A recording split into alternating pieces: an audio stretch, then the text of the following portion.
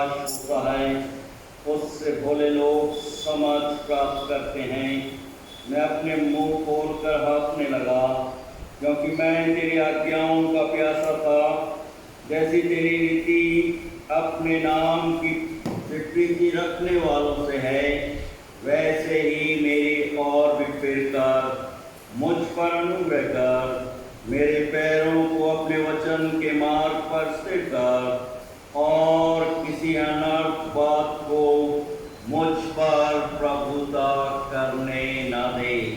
आइए हम अपने सृजनहार पालनहार त्राणकर्ता सामर्थवान प्रभु के चरणों में प्रार्थना में अपने आप को नतमस्तक करें। सर्व सामर्थी पराक्रमी अति तेजोमय जीवित प्रभु, हम सब आपकी शरण में आते हैं। निस्संदेह आपके प्रभुत्व को, आपके स्वामित्व को स्वीकार करते हुए धन्यवाद देते इस बहुमूल्य जीवन के लिए, आज के इस पवित्र विश्रामवार के दिन के लिए आपने निर्धारित किया है। और आज जबकि हम कुछ क्षणों के लिए अपने निवास स्थान पर रहते हुए आपकी आराधना, आपकी भक्ति, स्तुति और प्रशंसा करने में लौलीन हैं, हर एक अपने आराधक गणों को बड़ों से लेकर छोटों को आशीर्वादित कीजिए। क्षमा के प्रार्थी है मन, वचन और कर्म से आपकी पवित्र आज्ञाओं, आपके पवित्र नाम का हम जाने अनजाने में अनादर कर बैठते हैं। पश्चातापी अंतरण से परिपूर्ण कीजिए। धन्यवाद देते हैं आपके पवित्र सहायक के लिए। हर पल, हर क्षण और हर एक परिस्थितियों में हमारी सहायता, हमारी रक्षा, हमारी अगुवाई करता है। निस्संदेह प्रेमी पवित्र परमेश्वर पिता, आपकी चितौनियां अनूठ हैं और उनके खुलने से प्रकाश होता है और उससे भोले लोग समझ प्राप्त करते हैं। जैसे आपकी रीति अपने नाम की प्रीति रखने वालों से है, वैसे ही मेरी और फिर कर अनुग्रह कर। निस्संदेह आपका अनुग्रह, आपकी करुणा अपरंपार है। प्रेमी पवित्र परमेश्वर पिता, हम धन्यवाद देते हैं आपके नाम के हर पवित्र कलीसिया, संस्थाओं, संगठनों के लिए।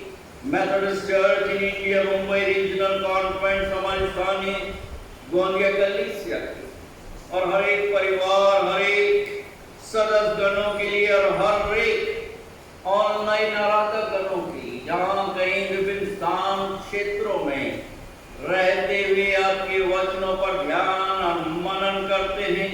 अपने वचनों की सामर्थ्य से अपने हर एक आराधक गणों को परिपूर्ण कीजिए, सहायता कीजिए, रक्षा कीजिए, अगुवाई कीजिए। धन्यवाद देते हैं विभिन्न उतार चढ़ाव का सामना करते हुए हम में से हर एक को सुरक्षित रखा है। जीवितों की दुनिया में जीवन व्यतीत करने का सुंदर सौभाग्य प्रदान किया है। यह आप ही की महाकरुणा और अनुग्रह है। इसके लिए अपने हृदय से आपका बारंबार धन्यवाद देते हैं। प्रेमी पवित्र परमेश्वर पिता, इस समय हम प्रार्थना मांग रहे हैं। आपने इस पैंडेमिक, इस महामारी में हमें सुरक्षित रखा, साथ ही साथ हर एक उन प्रियों के लिए प्रार्थना मांगते हैं जो कि अपना ट्रीटमेंट ले रहे हैं। डॉक्टर्स, उनकी टीम, उनकी सहायता कीजिए, मेडिकेशन पर स्पर्श कीजिए। नया जो वायरस आया है, प्रेमी पवित्र परमेश्वर पिता, उससे भी, डेल्टा प्लस से भी अपने लोगों की रक्षा कीजिए, सहायता कीजिए, दया कीजिए, क्षमा कीजिए, पश्चातापी अंतरण से परिपूर्ण कीजिए। निस्संदेह हमें अंतिम दिनों में जीवन व्यतीत कर रहे हैं। अपने वचनों की सामर्थ्य से अब हम में से हर एक को, बड़े छोटों को परिपूर्ण कीजिए और ये वर प्रदान कीजिए कि हम आपकी आराधना आत्मा और सच्चाई से परिपूर्ण होकर करें, जो आपकी पवित्र दृष्टि में ये प्रार्थना हम अपने त्रिएक पिता, पुत्र और पवित्र आत्मा के नाम में होकर मांगते हैं। सुनिए और ग्रहण कीजिए दया के सागर। आमीन। आइए इस समय हम लोग की स्तुति, प्रशंसा, वंदना करते हुए अपनी गीत की पुस्तक में से गीत नंबर 111 गाएंगे, जिसके बोल हैं, तेरा तू प्यार का सागर है, सागर दया का तू ही है, तेरे प्यार के सागर में हम डूबना चाहते हैं। आइए हम अपने निवास स्थान पर रहते हुए इस भक्ति प्रशंसा गीत को साथ में गाने का प्रयास करें।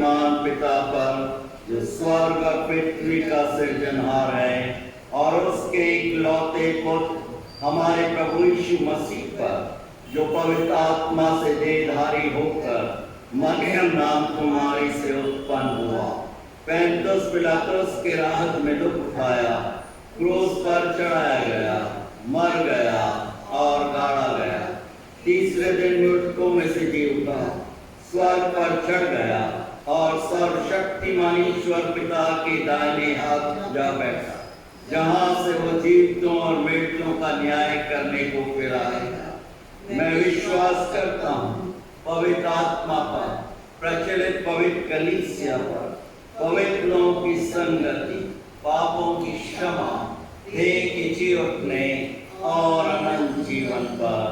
आमीन।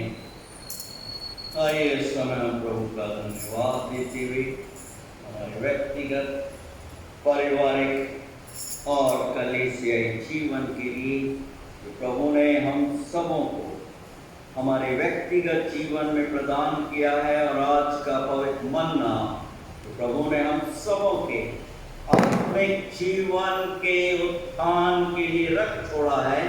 नए नियम में से मत्ती रचित सुसमाचार की पुस्तक उसका 24 अध्याय 3 पद से लेकर 14 पद में पाया जाता है संकट और क्लेश।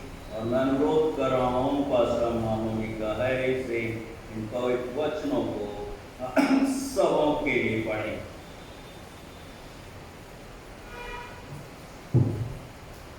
आज का धर्मशास्त्र मनन पाठ जो हम सबों की शिक्षा के लिए मिलता है, मत्ती उसका 24वां अध्याय 30वें वचन से लेकर 14 वचन तक, और इसका शीर्षक है संकट और क्लेश। जब वह जैतून पहाड़ पर बैठा था तो चेलों ने एकांत में उसके पास आकर कहा, हमें बता कि ये बातें कब होगी, तेरे आने का और जगत के अंत का क्या चिन्ह होगा। यीशु ने उनको उत्तर दिया, सावधान रहो, कोई तुम्हें न भरमाने पाए, क्योंकि बहुत से ऐसे होंगे जो मेरे नाम से आकर कहेंगे मैं मसीह हूँ, और बहुतों को भरमाएंगे। तुम लड़ाइयों की चर्चा सुनोगे तो घबरा न जाना, क्योंकि इनका होना अवश्य है, परंतु उस समय अंत ना होगा, क्योंकि जाति जाति पर और राज्य राज्य पर चढ़ाई करेगा, और जगह जगह अकाल पड़ेंगे और भूकंप होंगे। ये सब बातें पीड़ाओं का आरंभ होगी। तब वे क्लेश देने के लिए तुम्हें पकड़वाएंगे और तुम्हें मार डालेंगे, और मेरे नाम के कारण सब जातियों के लोग तुमसे बैर रखेंगे। तब बहुत से ठोकर खाकर कहेंगे और एक दूसरे को पकड़वाएंगे और एक दूसरे से बैर रखेंगे। बहुत से झूठे भविष्यवक्ता खड़े होंगे और बहुतों को भरमाएंगे। अधर्म के बढ़ने से बहुतों का प्रेम ठंडा हो जाएगा, परंतु जो अंत तक धीरज धरे रहेगा उसी का उद्धार होगा। और राज्य का वह सुसमाचार सारे जगत में प्रचार किया जाएगा कि सब जातियों पर गवाही हो, तब अंत आ जाएगा। प्रभु परमेश्वर अपने जीवित और सामर्थी वचन के पढ़े जाने, सुनने और समझने की शक्ति से हम सबों को परिपूर्ण करे। आमीन।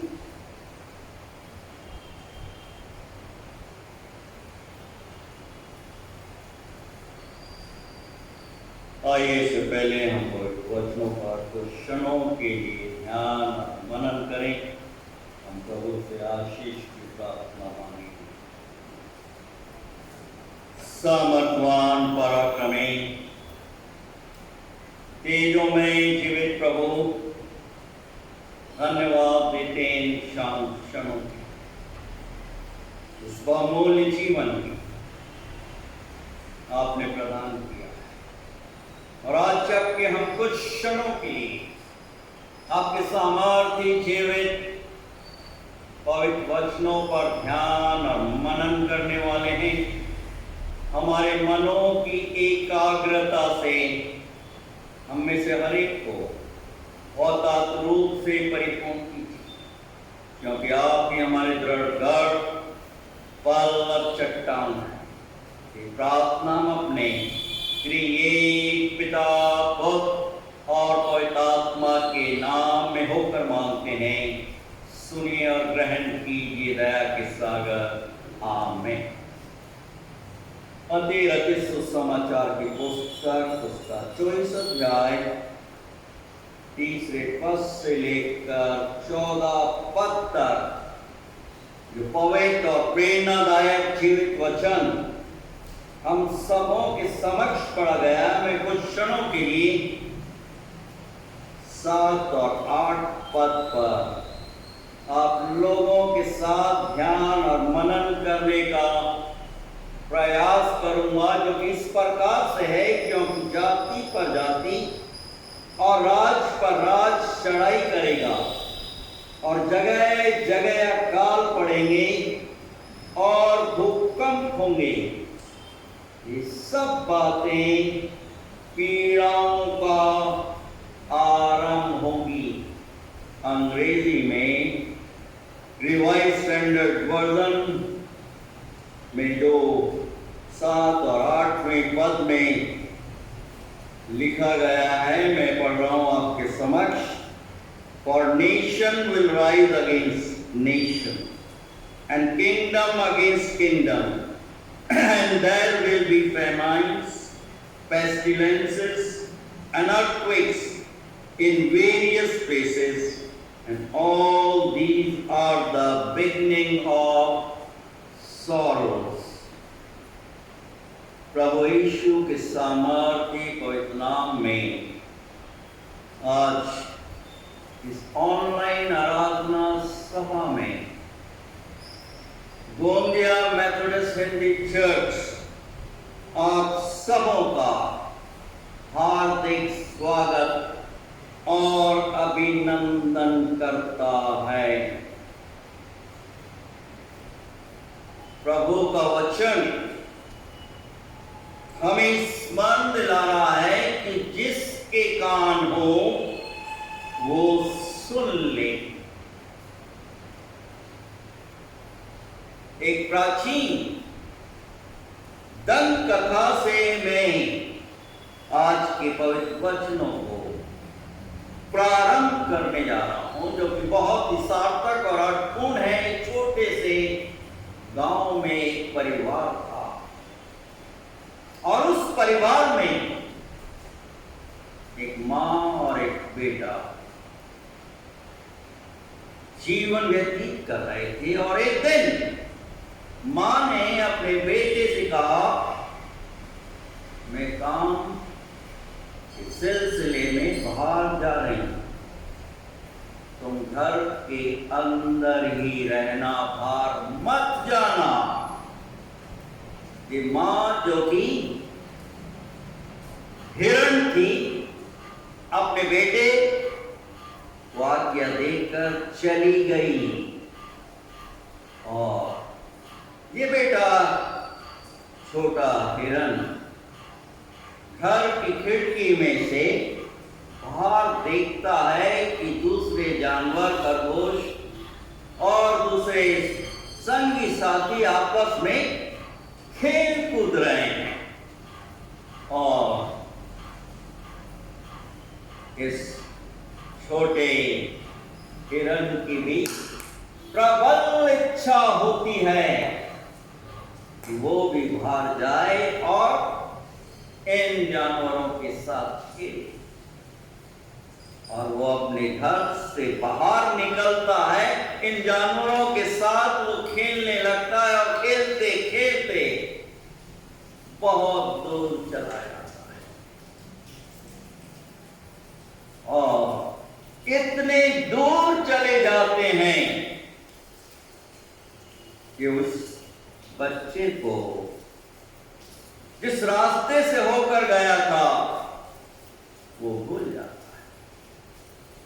और अब मार्ग में अकेला रहते हुए वो अपने घर की तरफ बढ़ने का प्रयास कर रहा था। अचानक से जंगल का शेर उसे देख लेता है और उस पर आक्रमण करते हुए उसे मार डालता है। और शेर उस छोटे हिरण को उठाकर अपने खाने के स्थान पर लेकर रखता है। और देखते ही देखते एक और दूसरा जानवर गीदड़ वहां पर आ पहुंचता है और उसको वो आज्ञा देता है कि तू मेरे इस भोजन की रक्षा करना, मैं अपने परिवार, अपने बच्चों के साथ इस स्वादिष्ट भोजन को खाऊंगा। गीदड़ उस छोटे हिरण को देखता है, ललचाई नजरों से मुंह से पानी निकल रहा है। वो अपने आप को रोक नहीं पा रहा है, परंतु देखते ही देखते उस छोटे हिरण के बच्चे के दोनों कानों को खा जाता है और अपने मुंह को पहुंच डालता है, और कुछ समय के अंतराल के उपरांत शेर अपने परिवार, अपने बच्चों के साथ वहां पर उस स्थान पर पहुंचता है और देखते ही उस गीदड़ को बोलता है, क्या तुमने इसके कान खाए? स्पष्ट रूप से बोलता है, मैंने नहीं खाए। और देखते ही देखते उस हिरण के बच्चे की मां भी वहां पर पहुंच जाती है और दूर से सब दृश्य को देख रही है और पहचान जाती है कि अनर्थ हो गया है। और ये गीदड़ बहुत सियाना था और बोलता है कि शेर महाराज, आप इस बच्चे की मां से पूछ सकते हो कि जब ये पैदा हुआ इसकी कहानी नहीं थे। ये बच्चे की मां सुनती है और प्रत्युत्तर देती है कि जी हाँ, कि इसके कान नहीं थे। अगर कान होते तो आज से हालात इस परिस्थिति में ये बच्चा नहीं आता, ये मरता नहीं। ये एक दंत कथा, एक आत्मिक संदेश हम में से हर एक विश्वासियों को दे रही है इन अंतिम और कठिन दिनों में, जबकि प्रभु यीशु मसीह के दूसरा आगमन अति निकट आ पहुंचा है। हर एक घटनाक्रम जो कि संसार में घटित हो रहे हैं, सच्चाई को और हर एक भविष्यवाणियों को पूरा होते हुए हम वचन के आईने में और अपने व्यक्तिगत जीवन में देख रहे हैं। प्रियों, आने वाली अनदेखी घटनाओं की ओर वे सच्चाई, वे भविष्यवाणियां हमारे विश्वास को मजबूत कर रही है, एक नई आशा हमें प्रदान कर रही है कि प्रभु यीशु मसीह ही अद्वितीय परमेश्वर हैं और उसी के द्वारा मनुष्य का उद्धार संभव है।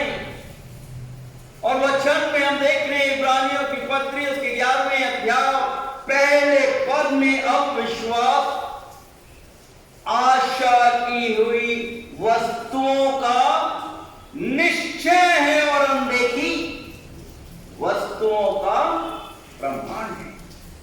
आज निसंदेह संसार में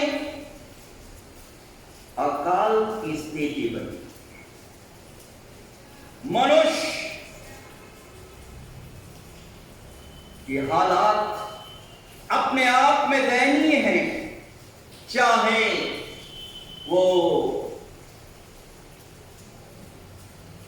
सूखे के कारण या अतिवृष्टि, अत्यधिक पानी के गिरने के कारण मनुष्य अकाल का सामना कर रहा है। और साथ ही साथ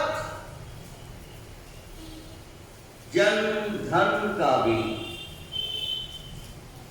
भारी नुकसान उठा है। देख रहे हैं हम समाचार पत्रों और दूरदर्शन के माध्यम से आज संसार की हालत अपने आप में बहुत ही दयनीय है, दर्दनाक है। वचन के आईने में नए नियम में हम प्रेरितों के काम की पुस्तक उसके 11वें अध्याय और 28 पद में हम देख रहे हैं कि सर्वप्रथम अकाल क्लोदियस के समय में पड़ा, सर्वप्रथम। और 28 पद से पहले 27 पद में देख रहे कई भविष्यवक्ता यरूशलेम से अंताकिया में आए और उनमें से एक अगबुस नामक एक ने खड़े होकर आत्मा से प्रेरणा प्राप्त करते हुए ये बताता है कि सारे जगत में, संसार में बड़ा काल पड़ेगा। और यह काल क्लौदियुस के समय में पड़ा। हजारों वर्ष पहले प्रभु की से प्रेरणा प्राप्त करते हुए प्रभु के लोगों ने भविष्यवाणी कर दी थी कि संसार में अकाल पड़ेगा, साथ ही साथ महामारियां आएंगी, भूकंप आएंगे। हम इन सब चीजों को साक्षात रूप से होते हुए देख रहे हैं। अगर हम इतिहास के पन्नों को पलटें आज, प्रियो, एक लंबी फहरिस्त, एक लंबी लिस्ट हमें मिल जाएगी कि लाखों लोग अकाल में समय से पहले संसार से भुखमरी के द्वारा मर चुके। 20वीं सदी में 1973, 1974 में उत्तरी अमेरिका में, एशिया और लैटिन अमेरिका में भीषण अकाल पड़ा। लाखों लोग समय से पहले मर गए। 1980 और 90 के दशक में इथियोपिया में, सूडान में, सोमालिया में, दक्षिण अफ्रीका और दूसरे राष्ट्रों में अकाल पड़ा अतिवृष्टि के कारण या पानी नहीं गिरने के कारण, क्योंकि खाद्यान्न भोजन की कमी के कारण। इसका सामना हमारे देश ने, भारतवर्ष के नागरिकों ने भी अपने समय में सामना किया। और जब मनुष्य सामना करता है तो बहुत कठिन परिस्थितियों से वो होकर गुजरता है। प्रभु यीशु मसीह के दूसरे आगमन पर भी, उनके आने से पहले, प्रियो, भोजन की, खाद्यान्न की कमी होगी। लोग समय से पहले मर जाएंगे। मत्ती रचित सुसमाचार की पुस्तक में जो वचन आज हमारे समक्ष पढ़ा गया है, 24 अध्याय 7 और 8वां पद में स्पष्ट हम देख रहे हैं कि जाति पर जाति, राज पर राज लड़ाई करेंगे, जगह जगह अकाल पड़ेंगे, भूई ढोल होंगे और ये सब बातें पीड़ाओं का आरंभ होगा। और वचन में आगे हम देख रहे हैं कि अंत के समय में एक ऐसा शासक संसार में उत्पन्न होगा जो खाद्य सामग्री का भी राष्ट्रीयकरण कर डाले। हम उस तरफ देख रहे हैं, किस तरफ इंसान बढ़ रहा है। हर एक बात जो भविष्यवाणी में परमेश्वर के भक्तों ने प्रभु की आत्मा से परिपूर्ण होकर करीब को घटित होते हुए देखे, क्योंकि प्रभु का वचन आज, कल और युगान युग तक एक सा है। प्रभु यीशु मसीह के दूसरे आगमन पर कई स्थानों पर भूकंप आएंगे, निस्संदेह मानव जाति के विनाश का कारण।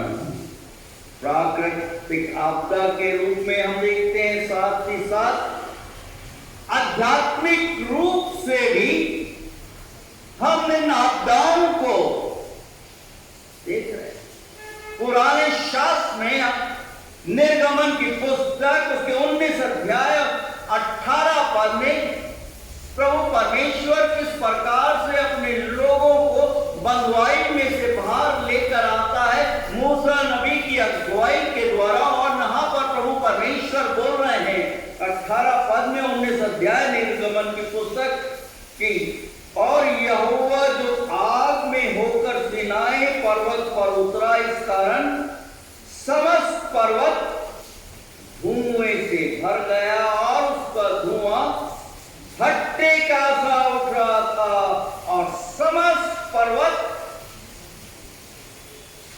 कांप रहा। एक भूकंप, एक अर्थक्वेक का कपाहट हम देख रहे हैं कि प्रभु परमेश्वर ने मूसा को, अपने लोगों को आज्ञा दी कि इस पर्वत के निकट सीमा पर निकट ना आए।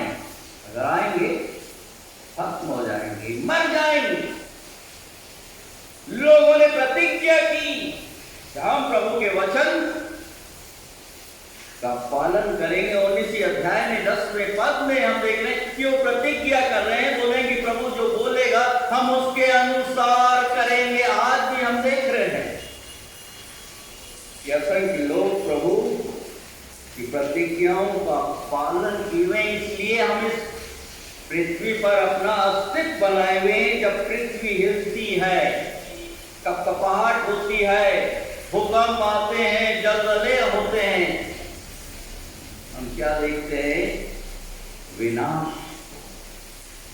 मानव जाति का और संपत्ति पलक झपकते ही समाप्त हो जाती है, मिट्टी में मिल जाता है। लैंडस्लाइड में देखते हैं किस प्रकार से पलक झपकते ही सब कुछ आनंद पानंद में समाप्त हो जाता है। ये दर्शा रहा है, क्या दर्शा रहा है? प्रभु परमेश्वर के प्रकोप को, क्रोध को। यिर्मयाह नबी जो प्रभु परमेश्वर से नित्य प्रार्थना करता था, गिड़गिड़ाता था, आंसू बहाता अपने लोगों के लिए, अपनी पुस्तक के 30 अध्याय 23 और 24 पद में बोल रहे हैं। और आज हम में से हर एक को आह्वान कर रहे हैं, देखो यहोवा की जलजलाहट की आंधी चल रही है और वो अति प्रचंड आंधी है, दुष्टों के सिर पर वो जोर से। 24 पद 30 अध्याय यिर्मयाह की पुस्तक, जब तक यहोवा अपना काम ना कर चुके और अपनी युक्तियों को पूरा ना कर चुके, तब तक उसका भड़का हुआ क्रोध शांत ना होगा। अंत के दिनों में तुम इस बात को समझ सकते। आज भूकंप, आज महामारियां का हम सामना कर एक वेक अप कॉल दे रहे हैं। जब हम प्रभु परमेश्वर से एक अंतरंग, एक घनिष्ठ इंटीमेट संबंध स्थापित कर लें, कुछ इसी प्रकार की पुनरावृत्ति प्रभु का भक्त नबी यशायाह नबी अपनी पुस्तक के 24 अध्याय 17 और 20 पद में हमें आह्वान कर रहे हैं, जागृत कर रहे हैं। हे पृथ्वी के रहने वालों, हम में से हर एक को वेद का कॉल देते हुए बोल रहे हैं, हे पृथ्वी के रहने वालों, है और गड्ढा और फंदा तुम्हारे लिए है, गड्ढा और फंदा तुम्हारे लिए। और 18 पद, जो कोई भय के शब्द से भागे वो गड्ढे में गिरेगा और जो कोई गड्ढे में से निकलेगा वो फंदे में फंसेगा, क्योंकि आकाश के झरोखे खुल जाएंगे और पृथ्वी की नींव डोल उठेगी। 19 पद, पृथ्वी फटकर टुकड़े टुकड़े हो जाएगी, पृथ्वी अत्यंत कम पायमान होगी। 20 पद, वो मतवाले के समान बहुत डगमगाएगी और मचान के समान डोलेगी और अपने पाप के बोझ में दबकर गिरेगी और फिर न उठेगी। भयानक। प्रभु परमेश्वर अपने लोगों को इन नबूवतों के द्वारा, अपने पवित्र वचनों के द्वारा एक वेक का कॉल देते हुए आज हमें आह्वान कर रहे हैं कि हम नींद में से जिसके कान हो वो सुन ले कि प्रभु परमेश्वर परमेश्वर क्या चाहता है कि एक अंतरंग संबंध स्थापित करें। सिनाई पर्वत पर प्रभु परमेश्वर ने अपने लोगों को आज्ञा दी, उस कंपन में से, उस गड़गड़ाहट में से, और आज भी अपने वचनों के द्वारा हमें आह्वान दे रहे मनुष्य के पतन का संकेत, डाउनफॉल ऑफ मैन। आज के युग में मनुष्य, ये सत्यता है, आज के युग में मनुष्य में वो सद्गुण मतलब वो अच्छाई, वो सच्चाई जो व्यक्ति विशेष के जीवन में होना चाहिए, आज नजर। क्योंकि मनुष्य बोलता कुछ है और करता कुछ है, और यही कारण है कि प्रभु का क्रोध बढ़ा। कौन जिम्मेदार है? कौन जिम्मेदार? स्वयं मनुष्य। प्रभु तो दयालु है, अनुग्रहकारी है, विलंब से कोप करने वाला है। हम इतिहास के पन्नों को अगर पलटे तो हम देख रहे हैं, जैसे मैंने बताया, हमारे देश में 2001 में गुजरात प्रांत में किस प्रकार से भूकंप में लाखों लोग मर गए। नेपाल में किस प्रकार से भूकंप आया, लाखों लोग मर गए। हमारे महाराष्ट्र प्रांत में, उस्मानाबाद में, लातूर में लाखों लोग मर गए।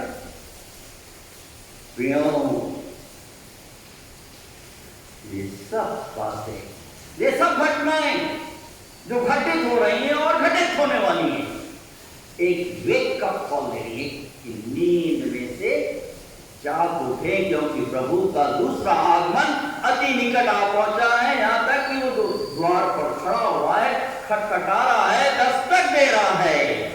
प्रभु यीशु मसीह के सलीबी मौत के समय में हम देख रहे हैं कि किस प्रकार से बेरहमी के साथ प्रभु यीशु को सलीब पर लटका दिया गया। मत्ती उसके 27 अध्याय 50 और 51 पद में हम देख रहे हैं कि प्रभु यीशु जब मरने वाले हैं, अपनी आखिरी श्वास ले रहे हैं, 51वें पद में 27 अध्याय मत्ती रचित सुसमाचार में, तब यीशु ने बड़े शब्द से पुकार कर क्या किया?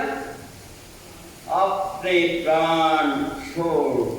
51 पद 51, और देखो मंदिर का पर्दा ऊपर से लेकर नीचे तक 2 भागों में विभाजित हो गया, फट गया, धरती डोल उठी। भूकंप, इतना भयानक भूकंप था कि जो लोग कब्र में थे वो जीवित हो, और जीवित होकर पवित्र नगर की तरफ, यरूशलेम की तरफ दौड़ गए। भूकंप आ रहा है और वहां पर सूबेदार जो वहां पर खड़ा हुआ है सलीब पर, जिसने अत्याचार किए हैं, जिसने अनादर किया है उस परमेश्वर के पुत्र का, क्या बोल रहा है खुदा ऐसा रूप में कि सचमुच में ये परमेश्वर का पुत्र था। आज भी क्यों इस आधुनिक समय में जो प्रभु के लोग हैं, उन्हें दुख का, उन्हें मुसीबत का, उन्हें परेशानियों का सामना करना पड़ता है।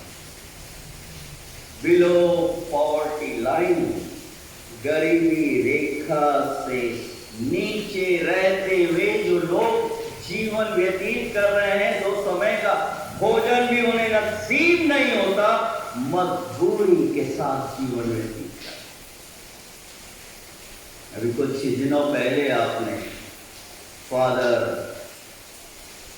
सेंट स्वामी का देखा, आदिवासियों के बीच में सेवा कर रहे थे। इस प्रकार से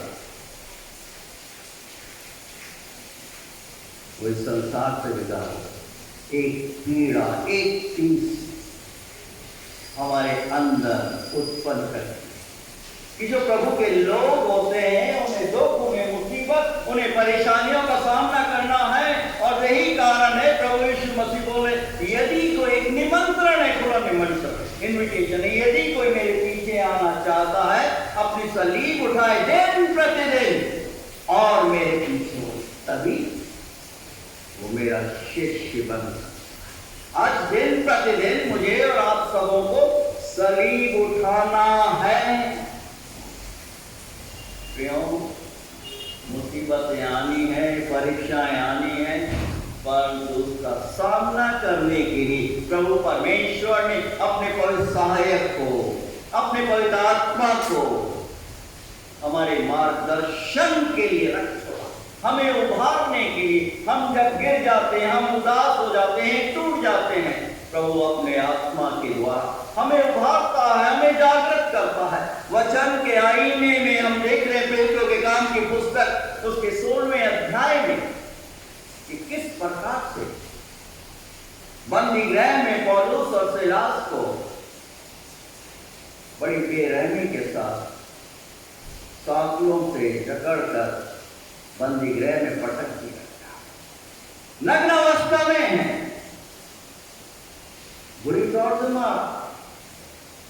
और ऐसी परिस्थिति में वचन के आईने में हम देख रहे हैं कि प्रभु परमेश्वर ये आपदाएं भी जब हमारे जीवन में आती हैं तो हमें कई बार छुटकारा भी प्रदान करती हैं। यहाँ पर जब उस बंदी गृह में रात के मध्य रात्रि में वो प्रेज और वर्शिप कर रहे हैं, स्तुति गान गा रहे हैं और दूसरे कैदी भी सुन रहे हैं, अचानक से क्या हो रहा है, उस बंदी गृह में भूकंप आता है और उनके सब बंधन खुल जाते। वो अद्भुत युक्ति करने वाला पराक्रमी परमेश्वर हर एक बंधनों को तोड़ डालता है। और दरोगा सोचता है कि पौलुस और सीलास और दूसरे बंदी गृह भाग खड़े हुए हैं और वो अपनी तलवार म्यान से निकालकर जमीन में गाड़ता है और सुसाइड करने जाता है, करने वाला था। पौलुस दूर से चिल्ला कर बोलता है, तो अपने आप को कोई हानि मत पहुंचा, हम भागे नहीं, हम यहीं पर हैं। और दरोगा क्या कर रहा है, दौड़ रहा है टॉर्च के लिए, दिए के लिए। उस समय इलेक्ट्रिफिकेशन नहीं था, लाइट नहीं थी, और वो देखता है कि पौलुस और सीलास और दूसरे कैदी भी वहां पर है। दरोगा बोल रहा है कि उद्धार पाने के लिए मैं क्या करूं। पौलुस बोल रहा है कि प्रभु यीशु मसीह पर विश्वास कर तो तू और तेरा घराना उद्धार प्राप्त करेगा। आज आवश्यकता है, जो परिस्थितियां हमारे समक्ष हैं, दूसरा आगमन अति निकट है, अकाल है, भूकंप है, महामारियां हैं, सिर्फ एक ही समाधान है, एक ही मार्ग है, वो है प्रभु यीशु। प्रियों, लूका रचित सुसमाचार की पुस्तक उसके 21 अध्याय 10 और 11 पद में हम देख रहे हैं कि जाति पर जाति एक दूसरे पर आक्रमण कर रही है, एक राज दूसरे राज पर आक्रमण कर रहा है, एक परिवार दूसरे परिवार पर अपने भाई बहनों पर आक्रमण कर रहे हैं, नश्वर चीजों के लिए, धन दौलत संपत्ति को लेकर। कोर्ट कचहरियों में जा रहे हैं, दौड़ रहे हैं। वचन बहुत सहज है, 21 अध्याय 10 और 11 पद, जाति पर जाति और राज पर राज चढ़ाई करेगा और बड़े बड़े भूकंप होंगे। प्रारंभ में मैंने बताया भूकंप, अभी तो उससे भी बड़े जलजले और भूकंप आने वाले, बड़े बड़े भूकंप होंगे और जगह जगह अकाल और महामारी पड़ेंगी। हमने पैंडेमिक का पहला फेज, दूसरा फेज, तीसरा फेज, डेल्टा प्लस और क्या क्या नहीं होगा, उसका हमें सामना करना है। और इसके बाबत प्रभु परमेश्वर ने वचन में हमारे लिए रख दिया है कि हम अपनी नींद से जाग उठें। और यहाँ पर बोल रहे हैं कि अकाल और महामारियां पड़ेंगी और आकाश से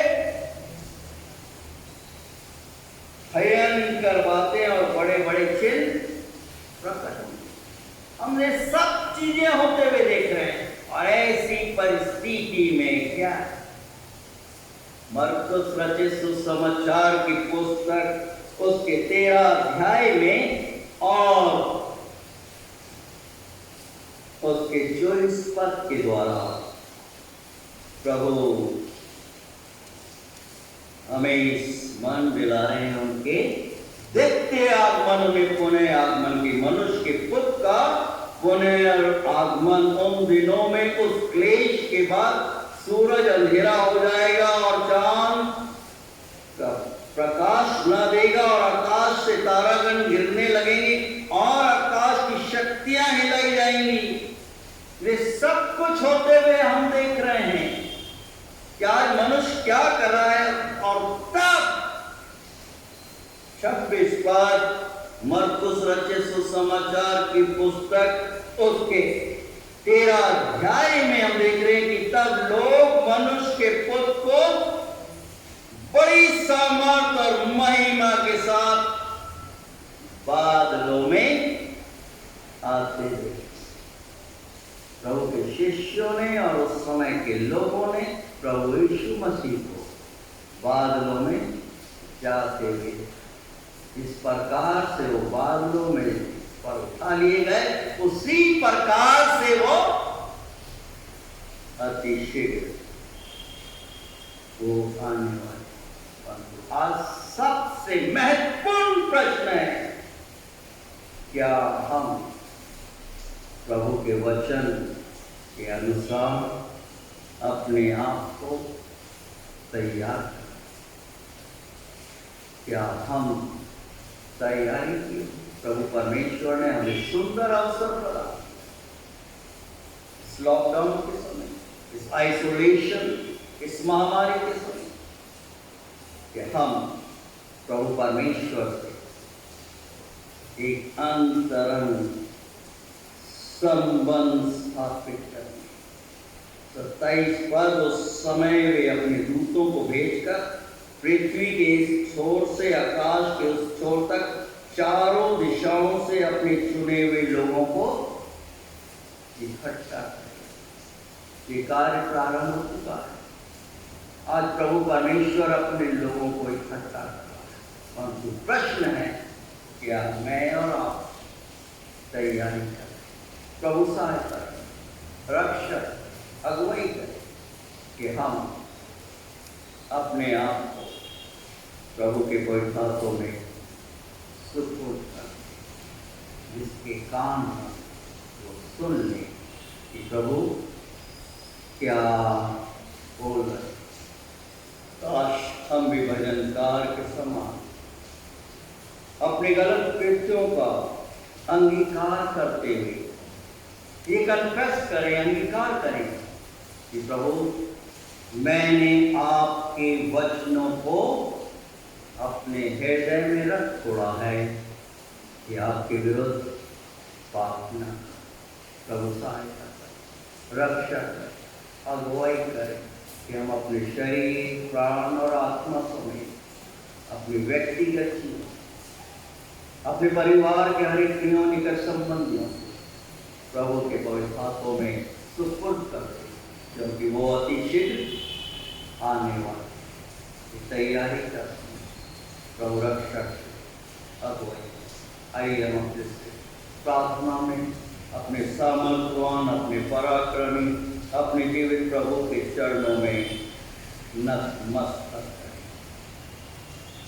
सर्व सामर्थी पराक्रमी, अति तेजों में जीवित प्रभु,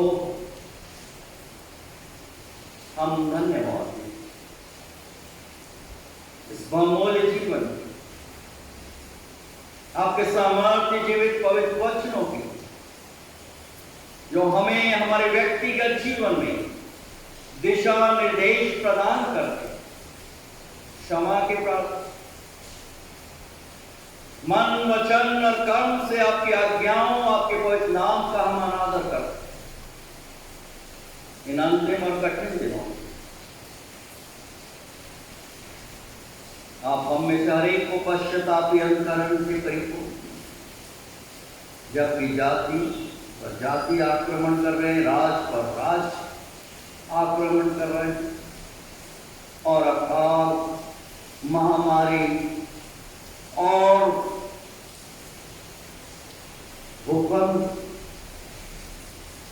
को हम देख रहे हैं, और भी तीव्र गति के साथ आने वाला। प्रेमी को एक परमेश्वर पिता दया कीजिए, रक्षा कीजिए, अगुवाई कीजिए कि हम आपके साथ एक अंतरंग, एक इंटीमेट संगति बनाए, और ये तभी संभव है कि जब हम आपके वचनों पर ध्यान करें, कान लगाएं और उसके अनुसार अपने जीवन को व्यवस्थित करें, संगठित करें। असंख्य आपके भक्तों ने आपके वचनों पर कान लगाया, उस पर ध्यान दिया और अपने जीवन को संगठित किया कि उस स्वर्गीय मिरास में प्रवेश कर। निस्संदेह आपने एक बहुत भयानक कीमत अपने पुत्र के द्वारा सलीबी मौत पर के द्वारा हमारे लिए उद्धार के मार्ग को हमेशा के लिए प्रशस्त कर दिया। इस सक्रिय मार्ग पर हमारे व्यक्तिगत, हमारे पारिवारिक और कलीसियाई जीवन में चलने में हमारी सहायता है। ये हमारी अगुवाई कि प्रेमी कोई परमेश्वर पिता, हम अपनी इच्छा के अनुरूप नहीं परंतु आपके इच्छा के अनुरूप जीवन व्यतीत करने वाले, और यही कारण है कि आप स्मरण दिला रहे, आमंत्रित कर रहे हैं कि तुम मेरे राज और धर्म की खोज करो तो मैं तुमको सब कुछ दूंगा।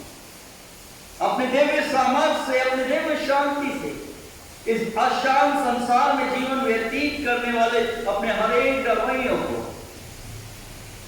अपने सामर्थ्य से परिपूर्ण धन्यवाद। आपकी वंदना करते हैं, आपकी स्तुति करते हैं, आपकी प्रशंसा करते हैं कि आप हमारे साथ हमारे अंतरण में है, तो हमारा विरोधी कौन हो सकता। और आपकी शक्ति के प्रभाव में हम सब कुछ प्राप्त करें। प्रेमी कोई परमेश्वर पिता, हम आपसे मिन्नत, आपसे नाम अनुरोध करें। इस लॉकडाउन में हम आपके साथ एक अंतरंग, एक इंटीमेट रिलेशनशिप स्थापित करें। दया, रक्षा कीजिए, अगुवाई। जिस समय ये जीवन जो आपने हमें प्रदान किया, हम जानते हैं कि ये वापस हमें लौट कर दोबारा नहीं मिलेगा। ये बहुमूल्य जीवन है और हम आपकी बहुमूल्य कलाकृति हैं, आपने पवित्र स्वरूप में सृजा है कि हम आपकी योजना के अंतर्गत जब इस पृथ्वी पर हैं उसे हम पूरा करने का सहायता, रक्षक की अगुवाई। धन्यवाद देते आपके नाम के हर एक पवित्र कलीसिया, संस्थाओं, संगठन, Methodist church in India Mumbai conference के लिए, हमारी स्थानीय गोंदिया कलीसिया, हर एक परिवारों के लिए, हर एक बड़े छोटे सदस्यगणों के लिए, हर एक परिवार के सियानों के लिए प्रार्थना आपने संभाला। आने वाले दिनों में भी आप संभाल कर रखें। हर एक काम करने वालों के काम में आशीर्वाद दीजिए, जवानों की आप रक्षा कीजिए कि वो लौटकर आपके पास आए, अपने व्यक्तिगत जीवन में आपको अपने प्रभु, अपने उद्धारकर्ता के रूप में ग्रहण कर रहे हैं। जिस प्रकार से वो पुत्र अपने आपे में आता है और लौटकर अपने पिता के समक्ष अपने आप को अर्पित कर डालता है। प्रेमी को एक परमेश्वर पिता दया के साथ आपने दया की और अवसर प्रदान किया कि हम लौटकर आपके पास हर एक उन गलत विचारों से, उन गलत योजनाओं से, षड्यंत्रों से और हृदय की कठोरता को आप ध्वस्त कर दीजिए। जो मनुष्य एक दूसरे के विरुद्ध करता है, रचता है, दया हर एक काम करने वालों के काम में आप उन्हें आशीर्वाद दीजिए। बेरोजगारों को रोजगार दी, निसंतानों को संतान प्रदान की। हर एक पढ़ने वाले बच्चों ज्ञान और बुद्धिमत्ता से परिपूर्ण कीजिए कि वो सफलता को प्राप्त करें, क्योंकि हर एक उत्तम वस्तुओं और उपहारों को देने वाला हमारे ज्योतियों का प्रभु है।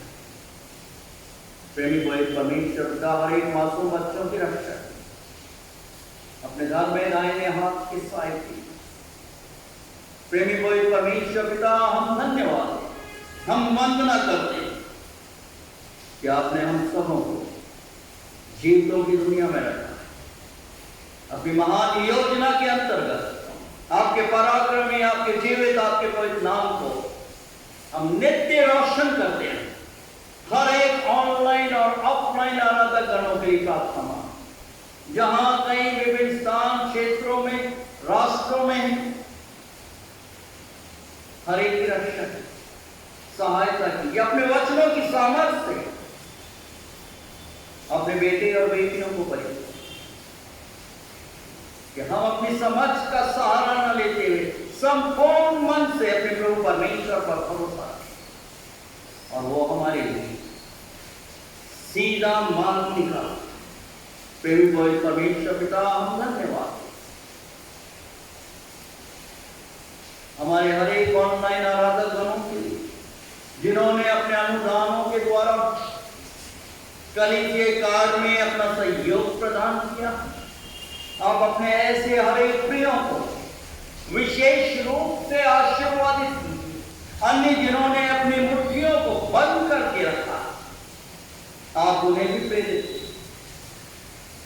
कि प्रेमी पवित्र परमेश्वर पिता, आपका भय मानते हुए और आपके प्रभुत्व को स्वीकार करते हुए आप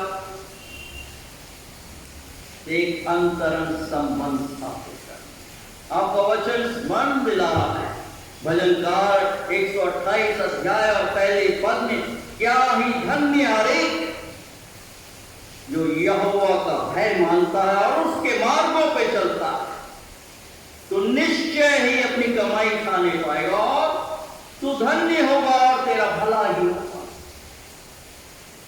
प्रेमी पवित्र परमेश्वर पिता, हर एक अपने प्रियों आशीर्वाद, हम धन्यवाद हमारी रिकॉर्डिंग टीम के लिए, भाई नितिन की, बहन मंजू, उनके सहयोगी गणों के, उनके दैनिक कार्यों और चुनौतियों के लिए, परिवार के, निकट संबंधियों के, हर एक को आशीर्वादित सहायता कीजिए। इनकी मनोकामना को अपनी मनोकामना बनाते हैं, अपनी महिमा के लिए अपने प्रियों का निरंतर उपयोग कीजिए। धन्यवाद है इस महामारी में आपने हमारी रक्षा की। साथ ही साथ इस समय हम प्रार्थना मांगते हैं हर एक उन संक्रमितों जिन्हें आपने चंगाई प्रदान की। धन्यवाद देते डॉक्टर्स के लिए, उनके सहयोगी गणों के लिए, कंपाउंडर, नर्सेस, सफाई कर्मचारी गणों, प्रेमी पवित्र परमेश्वर पिता, उनकी सहायता। आपने इस बीमारी को काफी हद तक नियंत्रित किया, परंतु साथ ही साथ एक और महामारी डेल्टा प्लस और भी दूसरे वायरस आने वाले, खतरा भी रहने नहीं। आप रक्षक, लाखों लोग समय से पहले संसार से विदा हो चुके हैं। प्रेमी पवित्र परमेश्वर पिता, दया कीजिए और इस महामारी को थाम दीजिए, रोक दीजिए। प्रेमी पवित्र परमेश्वर पिता, निस्संदेह आप दयालु, अनुग्रहकारी हैं, विलंब से कोप करने वाले हैं। हम कलीसिया के हर एक प्रियों को, हर एक बड़े छोटों, जहां कहीं विभिन्न स्थान और क्षेत्रों में, हर एक को आपके सामर्थ्य, आपके पवित्र हाथों में सुपुर्द कर, अपने शरीर, प्राण और आत्मा, हमारी इच्छा नहीं परंतु आप ही की दिव्य, आप ही की पराक्रमी और पवित्र इच्छा को हम हर पल, हर क्षण और हर एक परिस्थितियों में निरंतर पूरा करें। अपने दास और दासी के घराने, अपने सुधीलिए आने वाले दिनों में सहायता, रक्षा और अगुवाई कि हर पल और हर क्षण हम आपके पवित्र आपके सामर्थ्य नाम को नित्य रोशन करते हैं। ऐसी अलौकिक शक्ति और विश्वास से आप हम में से हर एक को बहुत रूप से परिपूर्ण कीजिए। आपके सामर्थ्य जीवित और पवित्र नाम में होकर हम सब आपसे इस प्रकार से विभिन्न प्रार्थना मांगते हैं। ऐ हमारे पिता, आप जो कि स्वर्ग में हैं, आपका नाम पवित्र माना जाए, आपका राज आओ, आपकी इच्छा जैसे स्वर्ग में पूरी होती है वैसे इस पृथ्वी पर पूरी। हमारे दिन प्रतिदिन की रोटी आज हमें दीजिए, और जैसे हम अपने अपराधियों को क्षमा करते वैसे हमारे अपराधों को क्षमा कीजिए, और हमें परीक्षा में मत डालिए परंतु बुराई से बचाइए, क्योंकि राज, पराक्रम और महिमा सदा आप ही का है। आमीन। आइए हम आशीष वचन ग्रहण करें। और अब हमारे प्रभु परमेश्वर पिता का अनुग्रह, प्रभु यीशु जी का प्रेम और पवित्र आत्मा की सुंदर, मधुर और अलौकिक सहभागिता हम सबों के साथ, हर एक ऑनलाइन आराधक गणों के साथ, कलीसिया के हर एक बड़े छोटे परिवार, निकट संबंधियों के साथ आज से लेकर हमेशा हमेशा और युगान युग तक निरंतर होता रहे। आमीन।